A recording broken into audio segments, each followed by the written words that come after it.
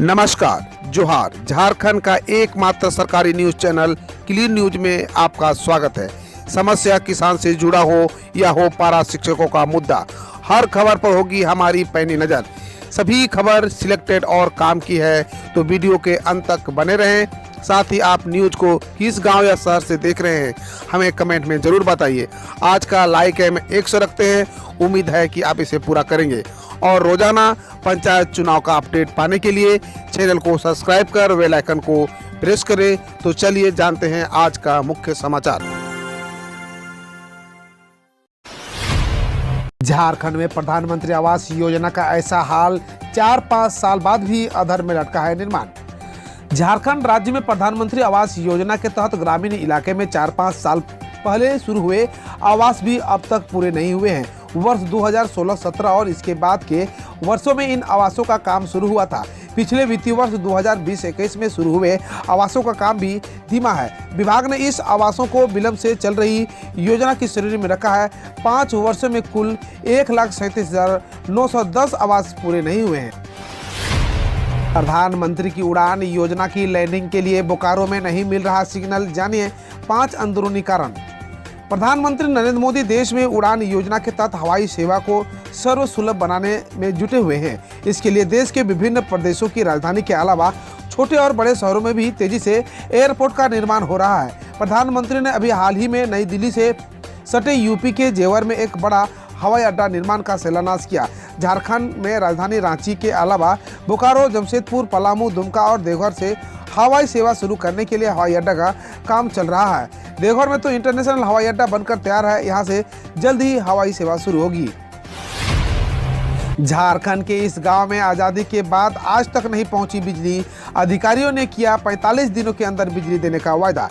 झारखंड में सरकारी दावा यह है कि आज राज्य का कोई भी गांव बिजली से अछूता नहीं है।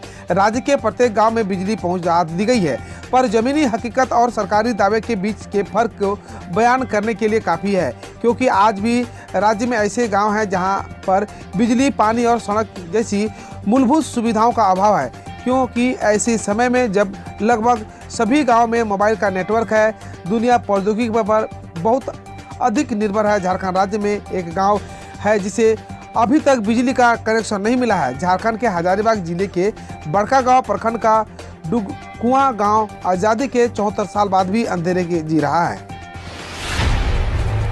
भाजपा ने दिया घाव, हम लाएंगे खुशहाली, बोले सीएम हेमंत सोरेन। झारखंड को संवारने में लगेगा वक्त।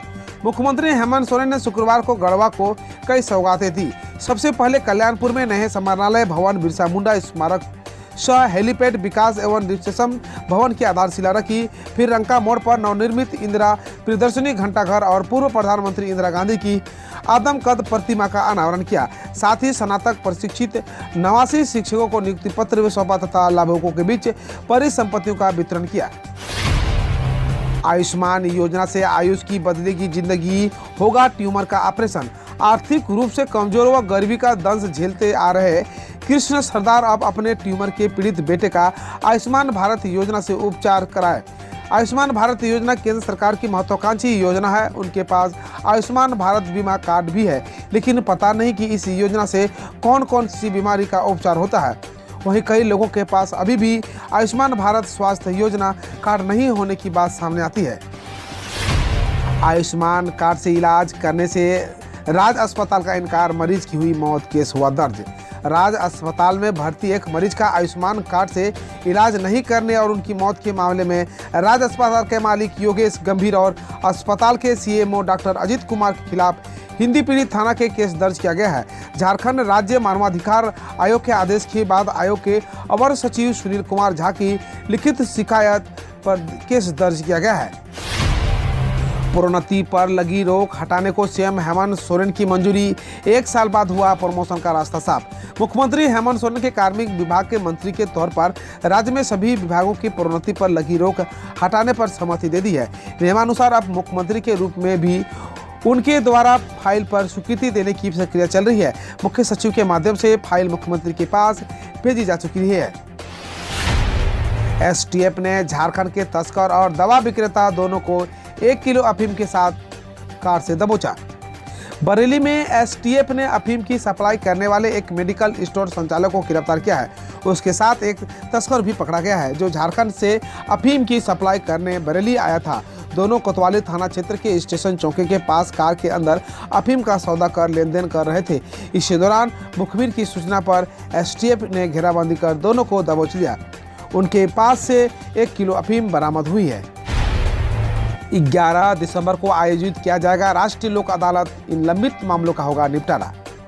11 दिसंबर की तारीख को पूरे राज्य में राष्ट्रीय लोक अदालत का आयोजन किया जाएगा। इसके तहत झारखंड के सभी कोर्ट से लंबित मामलों का निपटारा किया जाएगा। इसके साथ ही लोक अदालत में उन मामलों को भी निपटाया जाएगा जो अब तक कोर्ट नहीं पहुंच सका है।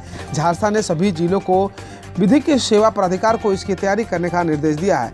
लोक अदालत से संबंधित किसी भी तरह की जानकारी लेने के लिए कार्यालय में फ़ोन नंबर ली जा सकती है।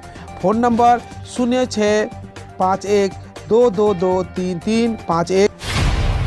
कश्मीरी युवक पर हमला, धार्मिक नारे दोहराने का दबाव बनाई कई हिरासत में। झारखंड की राजधानी रांची में कश्मीर के रहने वाले 6 युवकों पर लोगों के झुंड ने हमला कर दिया। करीब 20 लोगों ने कश्मीर युवकों से मारपीट की और उन पर धार्मिक नारों को दोहराने का दबाव बनाया। इसके बाद यहां जमकर बवाल हुआ। घटना के विरोध में लोगों ने सड़क जाम कर दी। पुलिस ने 3 लोगों को इस मामले में हिरासत में लिया है। पिछले 20 दिनों में यह दूसरी घटना है जब कश्मीरी युवकों पर हमला किया गया और उनका सामान लूट लिया गया। बिहार में सरकारी जमीन पर अतिक्रमण किया तो 1 साल की जेल, 20,000 जुर्माना या फिर दोनों साथ साथ। बिहार में अब सरकारी जमीन पर कब्जा करने वालों की खैर नहीं। इस तरह की जमीन पर कब्जा करने वाले लोगों को 1 साल की जेल या 20,000 जुर्माना या दोनों साथ साथ हो सकती है। राजस्व और भूमि सुधार विभाग ने पहली बार अतिक्रमणकारियों के खिलाफ सख्त कदम उठाने के लिए किया है। राज्य वन भूमि सुधार विभाग की तरफ से सभी प्रमंडल के आयुक्त और सभी जिलों के जिलाधिकारियों को कड़े दिशा निर्देश जारी किए गए हैं। इस निर्देश में कहा गया है कि अधिकारी अपने अनुमंडल पदाधिकारियों के अलावा DCLR और अंचल अधिकारियों और अधिकारियों को स्पष्ट तौर पर यह निर्देश दे। इस मामले में किसी भी तरह की कोताही उनके लिए कार्रवाई का कारण बनेगी। पूर्वांचल में राजनाथ सिंह ने सीएम योगी की तारीफ, बोले इस बार बुआ न बबुआ, यूपी को चाहिए बाबा। रक्षा मंत्री राजनाथ सिंह ने बसपा सुप्रीमो मायावती और सपा प्रमुख अखिलेश यादव का नाम लिए बिना कहा कि प्रदेश में को न बुआ और न बबुआ की जरूरत है, प्रदेश को बाबा यानी योगी आदित्यनाथ की जरूरत है। 2022 के चुनाव में प्रदेश की जनता इसके लिए मन भी बना चुकी है। उन्होंने कहा, किसान हमारे अन्नदाता हैं। पिछली सरकारों की तरह हम उन पर लाठी गोली नहीं चला सकते। हम अन्नदाताओं के सामने विनम्रता से नतमस्तक होते हैं। रक्षा मंत्री ने कहा कि संसद सत्र के पहले दिन तीनों कृषि कानून वापस ले लिए जाएंगे। राजनाथ सिंह शनिवार को स्थानीय TD कॉलेज के मैदान पर भाजपा काशी क्षेत्र के बूथ अध्यक्षों के सम्मेलन को संबोधित कर रहे थे। सीएम ने 16 जिलों के बूथ अध्यक्षों को सिखाया गुरु मंत्र। जिन्ना के अनुयायियों पर फिर भड़के योगी। यूपी के मुख्यमंत्री योगी आदित्यनाथ ने समाजवादी पार्टी के अध्यक्ष अखिलेश यादव का नाम लिए बिना उन्हें जिन्ना का अनुयायी बताते हुए शनिवार को कहा कि जिन्ना के अनुयायियों को यूपी की जनता सबक सिखाने को तैयार है। मुख्यमंत्री ने शनिवार को जौनपुर में TD कॉलेज में मैदान पर आयोजित काशी प्रांत के 16 जिलों के 30,286 बूथ अध्यक्ष के सम्मेलन को संबोधित करते हुए कहा कि अखिलेश यादव ने तो भारत विभाजन के जिम्मेदार और पाकिस्तान के संस्थापक मोहम्मद अली जिन्ना का तुलना महात्मा गांधी, सरदार पटेल और पंडित जवाहरलाल नेहरू से करते हुए कहा था कि आज़ादी की लड़ाई में जिन्ना की प्रमुख भूमिका थी। भाजपा ने उनके इस बयान की आलोचना करते हुए उसे यूपी विधानसभा चुनाव के मद्देनजर मुस्लिम तुष्टीकरण की राजनीति का हिस्सा बताया। मिंटो हॉल का भी नाम बदल जाएगा। अब कुशाभाऊ ठाकरे के नाम से होगी पहचान, बंद होगा बार। राजधानी भोपाल का मिंटो हॉल अब कुशाभाऊ ठाकरे के नाम से जाना जाएगा। बीजेपी प्रदेश कार्य समिति के समापन पत्र को संबोधित करते हुए मुख्यमंत्री शिवराज सिंह चौहान ने यह ऐलान किया। उन्होंने कहा, बीजेपी के पितृपुरुष कुशाभाऊ ठाकरे जिन्होंने कई बड़े नेताओं को बड़े मुकाम तक पहुंचाया, मिंटो हॉल अब उन्हीं के नाम से जाना जाएगा। उन्होंने कहा कि मिंटो हॉल जब यहाँ बना है, इसके निर्माण में यहाँ के मजदूरों के हाथ लगे हैं, तो फिर इनका नाम विदेशी क्यों होना चाहिए। पीएम को बैठक में नए कोविड-19 के वेरिएंट के भारत पर प्रभाव को लेकर किया ब्रीफ। प्रधानमंत्री कलाना ने शनिवार को बताया कि कोविड-19 स्थिति की समीक्षा के लिए उच्च स्तरीय बैठक प्रधानमंत्री नरेंद्र मोदी को कोविड-19 के नए वेरिएंट ओमिक्रॉन के लक्षणों, विभिन्न देशों में इसके प्रभाव और भारत पर इसके प्रभाव के बारे में बताया। प्रधानमंत्री ने कहा, नए वेरिएंट के चलते सतर्क रहने की जरूरत है, लोगों को आर्थिक सावधानी बरतनी होगी। संयुक्त किसान मोर्चा ने 29 नवंबर को होने वाली ट्रैक्टर मार्च को स्थगित करने की घोषणा की। किसान नेता दर्शन पाल सिंह ने कहा कि संयुक्त किसान मोर्चा ने 29 नवंबर को होने वाली ट्रैक्टर मार्च को स्थगित करने का फैसला किया है। वहीं गुरनाम सिंह चौधरी ने कहा कि बैठक में 2-3 बातों पर चर्चा हुई, जिसमें एमएसपी की गारंटी, किसानों पर दर्ज मुकदमे वापस लेने और मृतक किसानों को मुआवजा देने की मांग प्रमुख है। कोविड-19 के नए वेरिएंट से प्रभावित देशों की उड़ानों को रोके, पीएम मोदी से केजरीवाल। दिल्ली के मुख्यमंत्री अरविंद केजरीवाल ने शनिवार को प्रधानमंत्री नरेंद्र मोदी से आग्रह किया है कि नए कोविड-19 वेरिएंट B11529 से प्रभावित देशों से आने वाली उड़ानों को निलंबित किया जाए। उन्होंने ट्वीट किया, बड़ी मुश्किल से हमारा देश कोविड-19 से उबर पाया है। हमें इस नए वेरिएंट को भारत में आने से रोकने के लिए हर संभव प्रयास करना चाहिए। कच्छ की खाड़ी में टकराए 2 मालवाहक जहाज, तस्वीर सामने आई। PRO डिफेंस गुजरात ने ट्विटर पर बताया कि 26 नवंबर की रात को कच्छ की खाड़ी में एमवीज एविएटर और अटलांटिक ग्रेस के बीच टक्कर हुई थी। अधिकारी ने ट्वीट में यह बताया, इसमें कोई हताहत नहीं हुई है, लेकिन तेल का रिसाव हुआ है। वहीं आसपास के भारतीय तटरक्षक जहाज़ों को स्टैंड बाय पर रखा गया है। पीएम ने नए वेरिएंट के बीच अंतर्राष्ट्रीय उड़ान प्रतिबंधों में ढील की समीक्षा करने को कहा।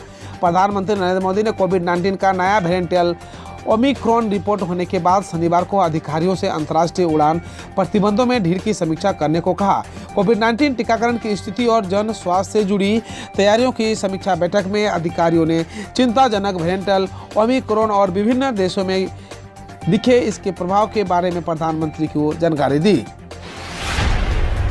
हरियाणा के सीएम मनोहर लाल खट्टर ने कहा, एमएसपी पर कानून बनाना संभव नहीं।